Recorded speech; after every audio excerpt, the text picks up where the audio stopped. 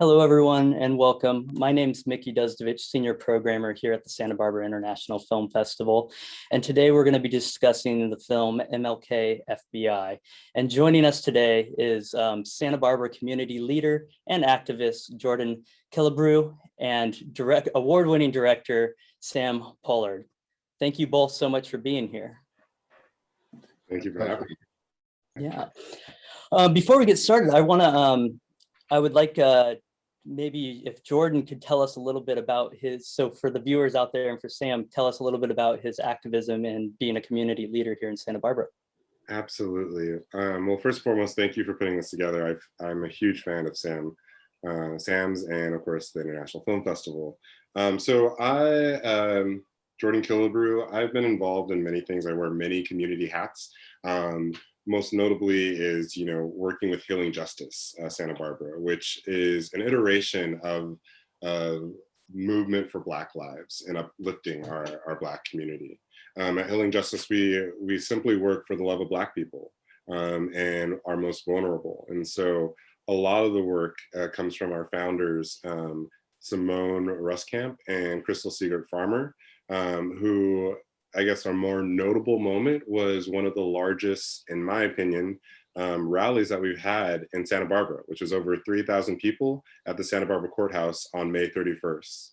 On that day, we put forth demands to the city and the county to essentially do better, to uphold, historical Black landmarks, to also look over, civilian review for the Santa Barbara Police Department, among, institutionalized funding for Juneteenth, Santa Barbara, and then some other items. And so fortunately, the city was responsive and approved that. And since then, we've worked towards creating a community formation commission that will now bring and set up a structure for police oversight within Santa Barbara.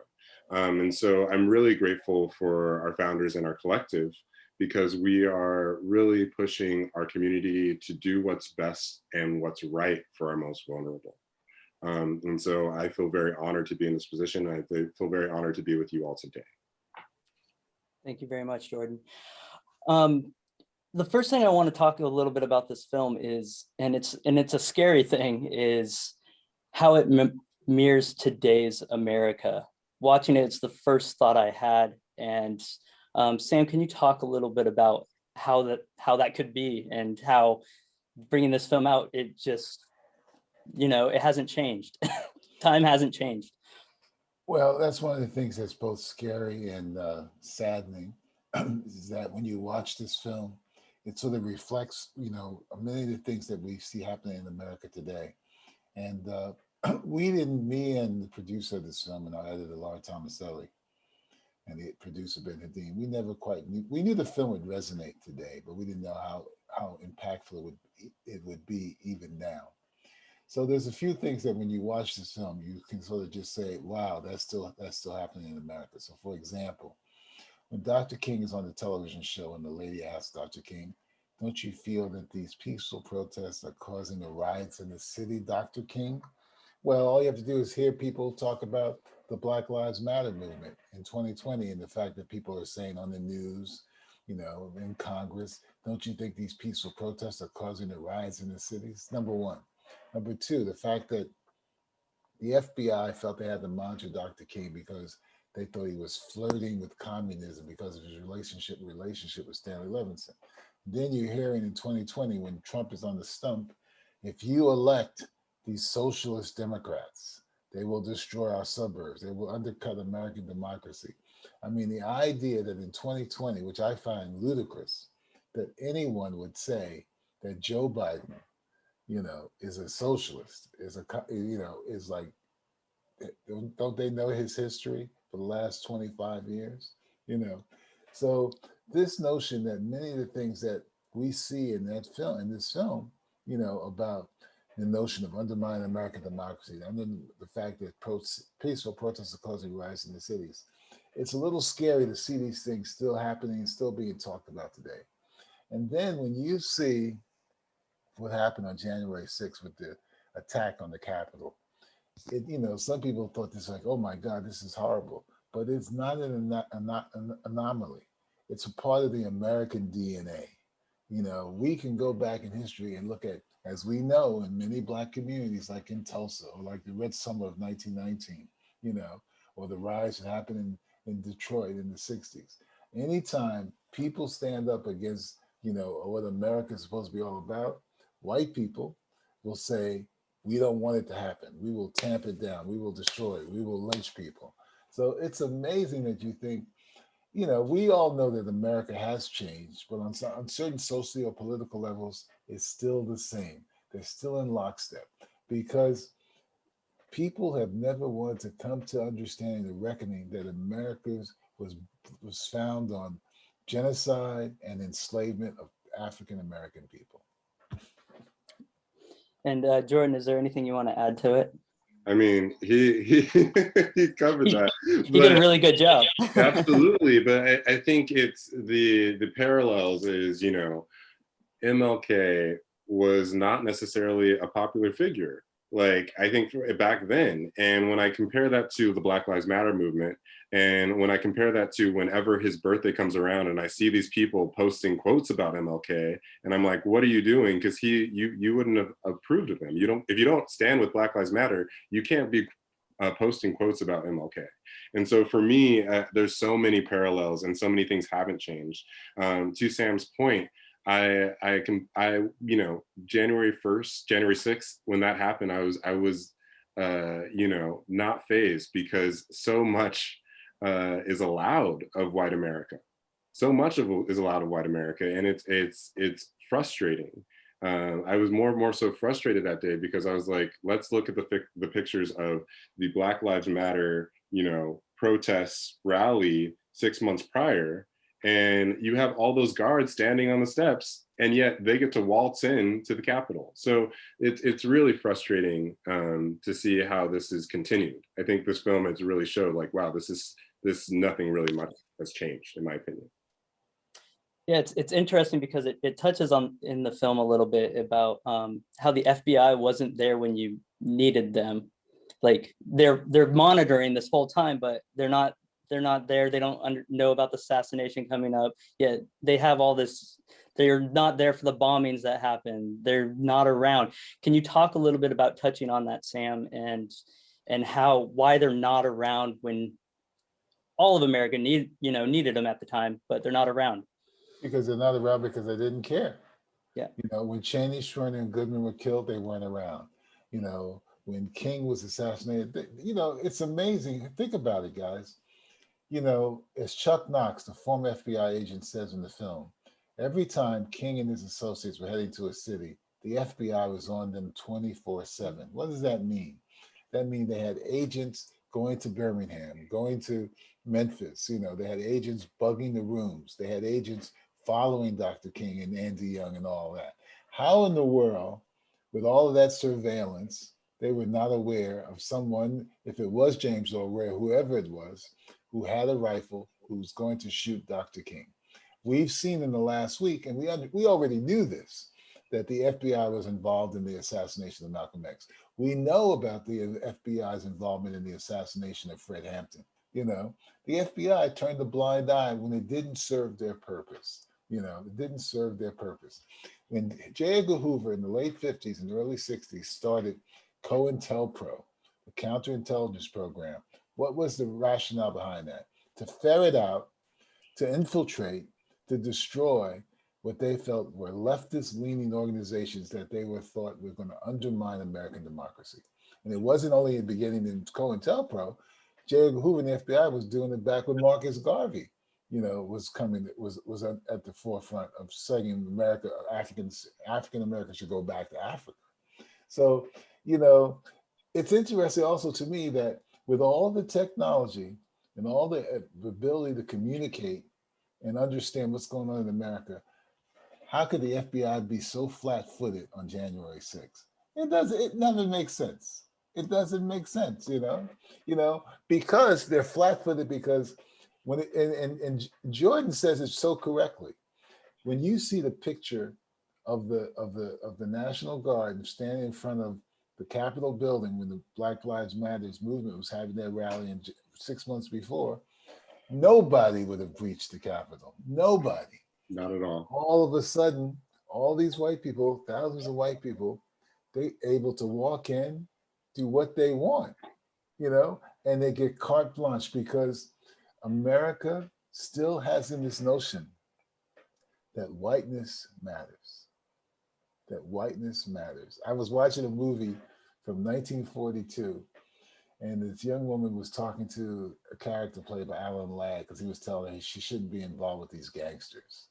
And she said to Alan Ladd, and these were the three terms that were used back in the 40s and 50s. She said to him, you can't tell me anything because I'm free, white, and 21. That says it.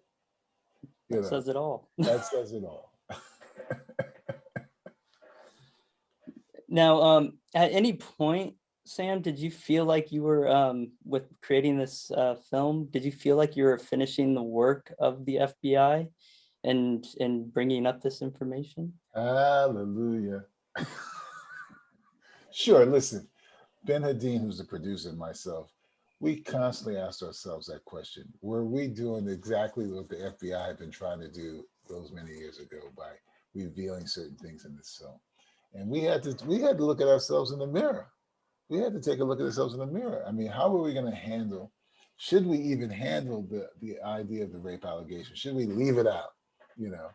But then we knew if we left it out, first thing someone would say, well, you guys really didn't want to dig into King's personal life, in terms of the allegations brought up by the FBI. You just sort of, you're filmmakers with an agenda. So we knew we had to tackle it, but we tried to make sure we tackled it in a way that was as well as possible to have it feel journalistic and not sort of a gotcha moment. We got Dr. King, And we think with those historians saying, remember what was in the margins? They were saying Dr. King looked on. Well, how do they know Dr. King looked on? Did they have cameras in the room? You don't know exactly what's going on. They subjectified it because they wanted to make sure they had it put it across the way they wanted to put it across to basically discredit and destroy Dr. King.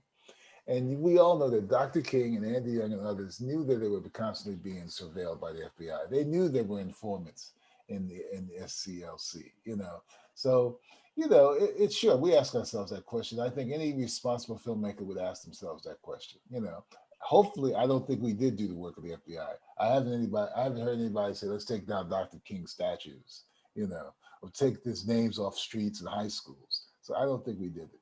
Now, the question we have to ask ourselves is, with the supposed release of those tapes in 2027, and someone said this to me the other night, the FBI will never release probably the unedited tapes, because in the unedited tapes, you'll hear things that had nothing to do with the sort of scandalous stuff that they were trying to pin on Dr. King. Because the unedited tapes might have conversations with Andy Young and Fred Shuttlesworth or Abernathy and Dorothy Cotton about the strategies they were going to try to implement. I was rewatching Selma, Ava DuVernay's film, and there were scenes in there where you see King and his associates talking about the strategies they were going to, implement in Selma. If they decide they're only going to release the edited tapes, which the FBI probably would do, then they shouldn't be released. That's my take. Jordan, what's your thoughts on that with the tapes? I mean, will they release them? That's how I feel. I feel like yes, this date's coming, but will they actually be released, and what will be released? So I feel you, Sam. I feel like what will we be able to see? Because seeing those strategies for me as an activist and for our collective would be beneficial to see what were they thinking back then, and how can we apply that to our work.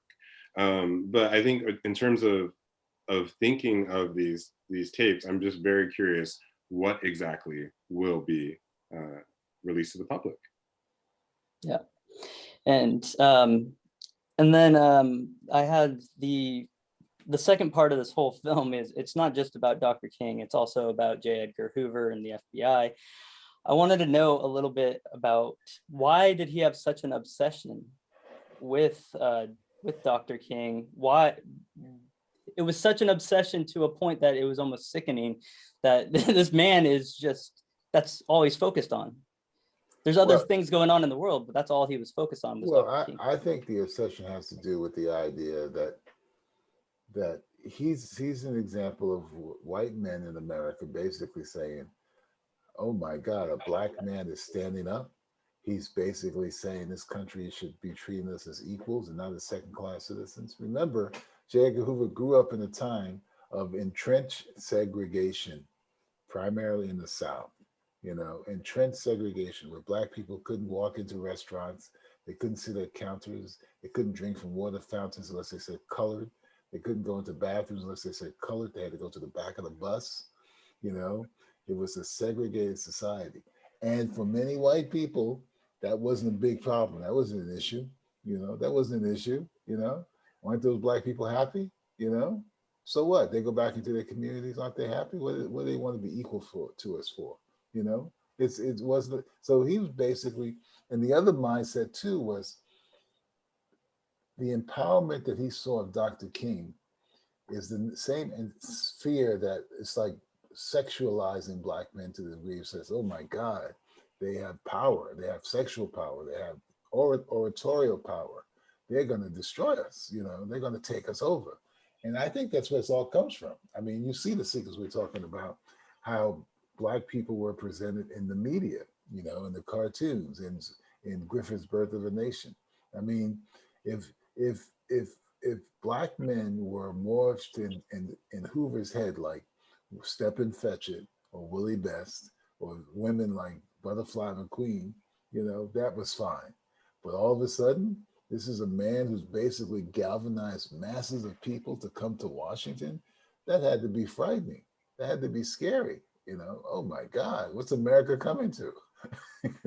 What's America coming to? Black people are now going to be empowered. They're going to be equal to us. Are they crazy? That's what it's all about, And you still see it in certain parts of this country. It still exists. It still exists. I mean, the interesting thing, I think, in the last 15 years, with Obama becoming president, it opened up a door for white people to say, uh-oh, a black man is the president. And this guy, and you know this, Jordan, Obama wasn't no radical, Moderate. He was an absolute moderate. But for a certain segment of white society, it was like, uh-oh, we've opened the gates to, what they call like craziness. Oh, a black man is the president of the United States? What's going to happen to America? Because the America that I grew up with, and I grew up in the 60s. I grew up thinking, until I learned better, that America was watching, the FBI root out the bad guys. I was a big fan of the FBI when I was 14 years old. I didn't know any better. Here was Hoover taking down John Dillinger, taking on the communists, here was the FBI in movies like The FBI Story and Big Jim McClain with John Wayne, and the series on ABC, the FBI with Efren Zimbalist Jr. They were ferreting out the bad guys. Now those shows still exist today, but I know better now when I watch these shows, But many Americans bought into it. They bought into it. So when you hear in the film those two men on the street interviews that really, to me, are emblematic, symbolic of how America felt about black people.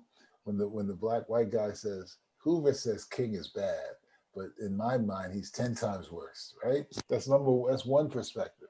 The second perspective is that white lady who says, I don't like that King because he's uppity. Uppity means that he knows how to articulate and speak in coherent sentences. That's not supposed to be America for these people, So it's like I think back, I was 18 years old when Dr. King was assassinated. And then a couple months later, Bobby Kennedy was assassinated. And I think that, man, America really had, the 60s were a tremendous amount of turmoil between civil rights and Vietnam. It was like, wow, Black Power movement. But America, the hypocrisy of America is alive and well in 2020 and 2021. Trust me, we all know that. I mean, on the other day on George Stephanopoulos' Sunday show, Congressman Scalise still couldn't say that Joe Biden is the legitimate president. He still can't say it. Yeah, it's you brought up the whole the man on the street interviews, and it's really shocking because the way that Dr. King was seen is because he's a peaceful protester. They didn't see him as a radicalist because of it being peaceful and nonviolent. Yet that's what scared the FBI the most, is because he Because they was saw, smart, because the FBI articulate. saw him as a radical. He was a Yeah, radical. Yeah. Yeah. I mean, think about it. He was a radical just because he stood up and says, "I have a dream." You know, Right. he was a radical because he was going into places where segregation was, the legal law, and he was contesting it. It's amazing when you think about it. I mean, they should have been really scared, but then they were when Stokely and H. Rap and Bobby and Huey P. Newton and Eldridge came around. Because if King was radical, these guys were really radical, and And they had the guns. yeah, and it's amazing with the March on Washington and how many supporters he had show up and come out without the internet. I'm just thinking of nowadays, like how with now, and Jordan, you can talk a little about this, is about how the internet is used nowadays to build these gatherings. He was able to do something that we now rely on the internet to do to help for us. Can you talk a little bit about protests nowadays and how that all works? Absolutely. Well, there was in the film, you can see a little bit of that planning of like, oh, we're going to meet in Washington on this day. And it was a couple months. So they had to really get the word out and plan ahead. Whereas now I can pick up my phone and say, hey, there's a situation going on. We need to go. And we can put that on all of our social medias. You really mobilize people to either call in the city council or try and just advocate using our technology, whether or not it's just spreading the word on your social media, Facebook, Instagram, or showing up in person. Of course, it's a little different now for COVID. But I think that is interesting because a lot of months needed to be developed and planning ahead of like, when does this thing happen, and taking probably years to develop this strategy to maximize the most people. I think it's also the first taste of hope. Like I forget what the exact line in the film is, but the MLK says that the Negro gets to stand up straight, if you will, hold his head high. That's and right. That is something that's infectious. And that's why, Hoover was like super afraid, because what King was pushing against was this narrative that certain Americans, white Americans, had invested in and believed in. And here comes, MLK saying, no, I can envision something greater and better than that. But in their minds, they don't see that as greater and better. They see that as a threat. And so what we see is lots of resources going into, this is a threat. We need to, cut it at the end. We need to cut it at the head. And it's unfortunate. It really is unfortunate that obsession that you said, it goes beyond rationale. It seems it's too much. And so, yeah, sorry, that's I'll leave it with that. I could keep on going. Now do you both of you do you believe that if nowadays, if there was a figurehead like Martin Luther King for Black Lives Matter, there would be that would be a problematic thing nowadays? I mean, I have to come back to the statement that MLK was not necessarily as public as he was in the 60s. Like in the film, they talks about how Hoover was way more popular and way more accepting than MLK. And so for me, I think in today's day and age, we may not know who that figure might be. So they might be among us right now, and how they emerge and how history will tell our story.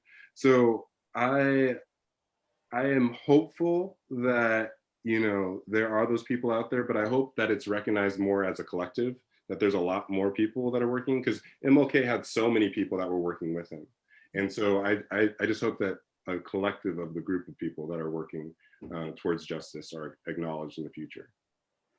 Yeah, I would agree. I think it's important to realize that America has a tendency to anoint one person, Yes. and say, this is the one, you know, and you forget, people forget that Dr. King, he didn't do these things alone. I mean, he had the Shuttlesworths, he had the Abernathys, he had the Dorothy Cottons, and then there were those before him. There was Fannie Lou Hamer. I mean, at the same time, Fannie Lou Hamer, there was Snick, there was lots of people who were out there. When they went to Birmingham, in 63, the challenge for King was to get the people, the more moderate Black people, to want to stand up, and they didn't want to stand up. So what did they do? James Bevel went to the youth. He went to the youth and galvanized the youth to come out in the streets. So we always need to remember that as much as we love Dr. King, it wouldn't have happened without the foot soldiers, without those lieutenants and associates. And I'm on the same page with Jordan. I think it's not about a leader so per se. It's about the collective, and that's what I like about Black Lives Matter movement, that I don't have to have one person to lead me. It's the fact that there's a collective of people from all walks of life, all parts of the country, all parts of the world, basically saying we are coming together to fight racism, to fight, economic issues, to fight environmental issues. That's what it's all about. It's a collective, and that should be the way people think. Yeah, and I find it fascinating in the documentary itself with the archival footage that you show. There's a lot of stuff I haven't seen before, and it's quite amazing because you're showing Martin Luther King. Now we have a backstory of he had a lot more going on in his life, yet he put all this to the forefront. And yet he had his family life, he had things to worry about. And you have photos in there that I've never seen him breaking a sweat. And, just you can see the concern in everyday life with him. Can you talk a little bit about finding that archival footage and then using that? Well, one of the things I said to our archival producer, Brian Becker, was that I gave him a list of things that, I knew existed because I've done so many of these films and really touched on these areas. But I also said, man, we're always looking for the undiscovered stuff that we've never seen or heard. So when he brought in that footage of Dr. King with the kids when they were young and Coretta and his parents when the kids were playing, I'd never seen that footage. When he brought in those stills of Dr. King at the dinner table playing softball with Martin III, I'd never seen that material. That was great. When he found the footage of Dr. King at certain church events, which he's talking, I'd never seen that footage. And I'd never even seen the footage of James Earl Ray in the custody of Scotland Yard. And then the audio tape of LBJ in his conversations with Dr. King, LBJ talking about should they do with King after he won the Nobel Peace Prize, but they knew about his personal life. LBJ talking to J. Edgar Hoover. I'd never heard that stuff. So that's what you're always hoping for, that you will find an archival producer who will go the extra mile to find the undiscovered gems. And you do something interesting with this documentary that most documentaries shy away from, but you don't have many talking heads. You put us right into basically the story, and then we hear from all these people, and then you introduce them at the end, which I thought was brilliant because it doesn't take you out of what you're following, and then at the end you see who these people are. Can you talk a little bit about that choice? Well, that was a choice that we made before we shot the film, that we were going to have everything as audio interviews. I had seen a film in 2011, 2012 called The Black Power Mixtape, done by this Swedish director, Goran. And what was amazing about that film was that nobody was on camera, not Sonia Sanchez, not Harry Belafonte, not Angela Davis. And you kept me engaged in the material. The material was so refreshing, it was so invigorating. And so I felt the same way. I felt, let's try to do a film where we don't have anybody on camera. Let's just keep them off camera and then let the footage, let the viewer get immersed in the footage. Now, in all honesty, a couple of our funders were nervous about us having only audio because we were initially just going to do audio, but then we decided just to play it safe, we'll shoot them on camera.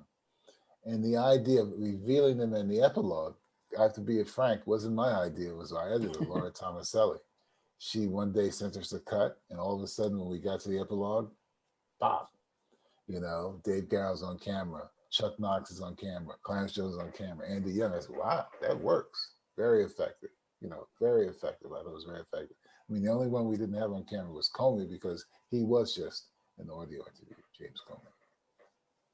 And Jordan, do you might you have any questions you'd also like to ask? Because I know you watched the movie almost 3 times. Yeah, I wanted to watch it a third time because I was the way that, just segueing from that last part of not having anybody on the camera kind of like really upheld the story and helped me to develop my own questions and want to dive deeper into the truth. What is the truth? What happened? So, but my first thing that came to mind actually was a question is, what about the family? Dr. King's family. Like, do you know how they're feeling about this film, or is that something that, I don't know? Can I ask that? Yeah, you can ask it. Yeah. We intentionally didn't reach out to the family because the family's always been very proprietary about Dr. King's image and his audio. And we knew that that would be going down the rabbit hole if we started to reach out to the family. And we knew that we would have to fair use some of the audios because they usually don't let it get released unless you pay them a lot of money. Okay. And the challenge is that on one level, they should want to have some sense in the say of this footage of Dr. King. But the other thing is that they didn't shoot this material. It was all shot by local news organizations, or local documentarians. So it's always a little bit of a challenge. Now, in all honesty, to be frank, their lawyers have reached out to us since the film premiered, and they want some remuneration. So at this stage of the film, we leave it to the lawyers, and I stay out of it. That's why we have what's called errors and omissions insurance. Thank you. And another question, because then because I really didn't know much about this FBI show and, Hoover. And then I started in the film, it talks about how long he stayed in that position. And it made me think, years, man. right? And it made me think, well, then who's actually in charge? Because if there's a stationary position and then all these presidents are going through, who's actually in charge? Who's actually running things? Well, that's a big question. I mean, as we all know, Hoover had a tremendous amount of files on everybody. He could blackmail anybody. So who knows how he was able to manipulate, Herbert Hoover, FDR, Harry Truman, Dwight D. Eisenhower, John F. Kennedy, Lyndon Johnson, and Richard Nixon. Who knows how much power he had? I mean, he had enough power to be able to get Bobby Kennedy to sign off on wiretapping Dr. King, because back then the Kennedys, as you know, they were also rabid anti-communist, like many Americans were. It's fascinating to me. I also, so I read up on you, and I read up on this project because I saw that you had like 300 to 400 hours of footage or something like that. That's about right. That makes sense. How did you decipher? What was your process? Well, usually you have your editor going through that material. You look at material, and you make decisions. I mean, our first cut, quite honestly, was like 2 hours and 40 minutes. And we knew that we were telling too much of a story about this whole King's journey. We had everything in there, and we had to really sharpen and narrow it down to speak directly to King and Hoover. Keep you really focused on that. Those were the two parallel stories. I grew up in the church, and one thing that this film really came to mind was, things done in the dark will come to light, which is in Luke. And so, do you think that the FBI can continue to go on and doing things like this? Like, I feel like in today's day and age, things are going to continue to come out in the light. Listen, man, the FBI is still doing things like this. I mean, you know that. It's not like all of a sudden they become like, okay, we're going to always do the right thing. That's not their job. Their job is to be our national police, to ferret out, to infiltrate any organization or people who they think are trying to, in their opinion, dismantle their notion of American democracy. So, and this might be a radical idea, and how do we change that? How do we move past that? Well, you got to keep changing by going to the courts, going into the streets. You know this, Jordan. The fight never stops. The Yeah. struggle continues. It's never where all of a sudden the powers that be are going to say, "We give up. You guys are right. We're going to let you take it." It don't work that way. It's never worked that way. Every time we as people take 2 steps forward, somebody comes and pushes us 2 steps back. The Civil Rights Act and the Voting Rights Act were passed in 64 and 65. By 2003, they gutted some of those Civil Rights and Voting Rights Acts, right? Now we have someone like Stacey Abrams and other people, activists like you in Georgia, fighting to make sure people go out and vote, learn to vote and stuff. Now, what does the right do? What do? They say, okay, now we got to implement some laws that sort of create some more restrictions on voting. It's never going to be like the FBI is going to be, okay, we're going to give up. We're going to just become good people. It doesn't work that way. When Comey says in the film, for him, the period in the 60s when they were surveilling King is the darkest chapter in the history of the FBI.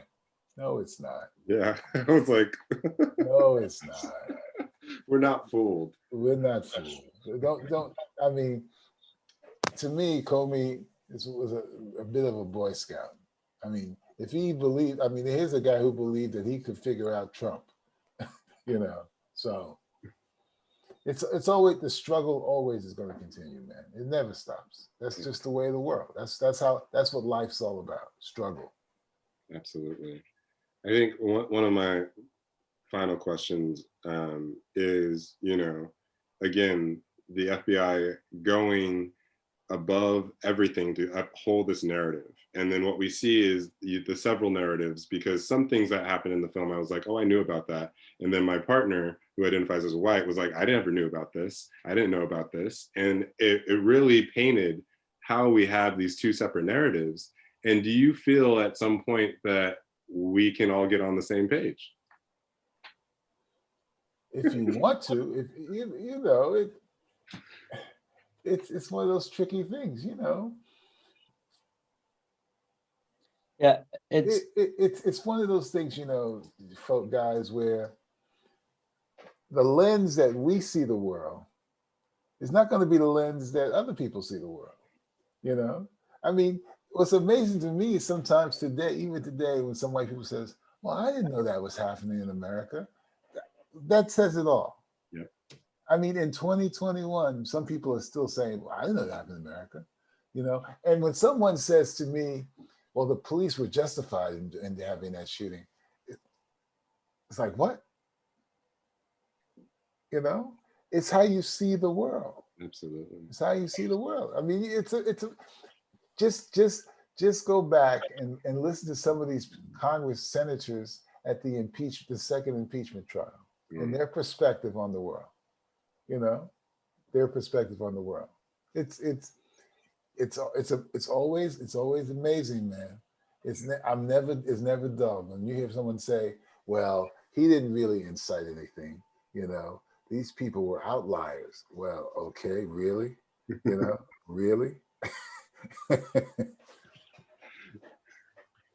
I think I've learned more from this documentary than I ever learned in school about Martin Luther King. And that's what scares me a little bit, is because, so I'm in elementary school in the 90s and they just gloss over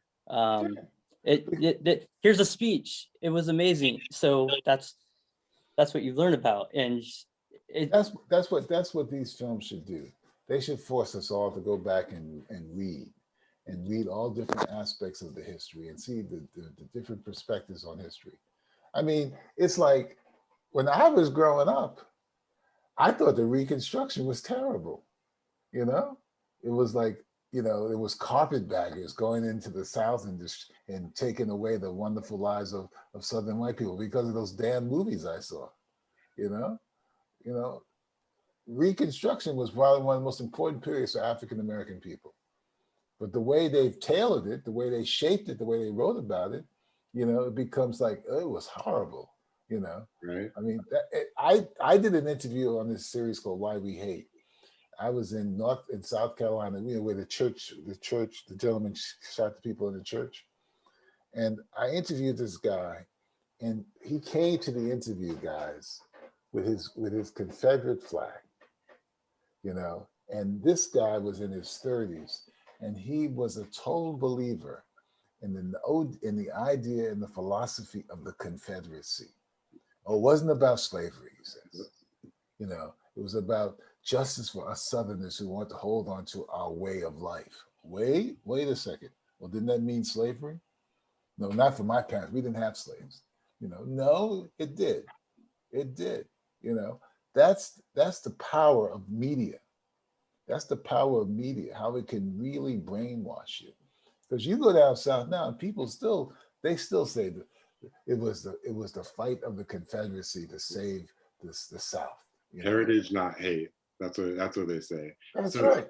Sam, a specific situation happened to me in college at UCSB, where I was living with a person that I had put up you know, was it Mexico City? 68. Yeah, 68. Tommy Easter. Carlos. Yep, Tommy Smith and John Carlos. Yeah. And then I come home one day, and my housemate had put up a Confederate flag that said "Heritage, not hate," and I'm like, "Wait a second, what's going on?" Come to find out that this person that I agreed to live with really believed in the Confederacy, and I'm like,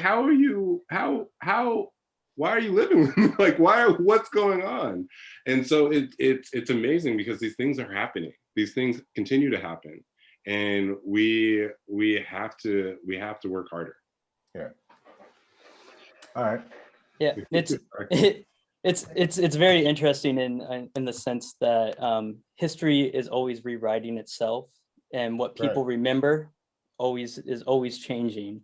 And it's going to be interesting to see where we are in 20 years from now, when people look back at 2020, and if it's rewritten and whose agenda it's rewritten for. And I find that so interesting, how history can just be changed. Guys, I'm going to have to jump off. Yeah, no problem, Sam. Well, Jordan, hopefully I see you around Santa Barbara. And Sam, thank you so much for joining us, and congratulations on being shortlisted for the Oscars, and best of luck with the film. Thank you very much. Nice meeting you both. Be good. Have a good day. Bye. Take care.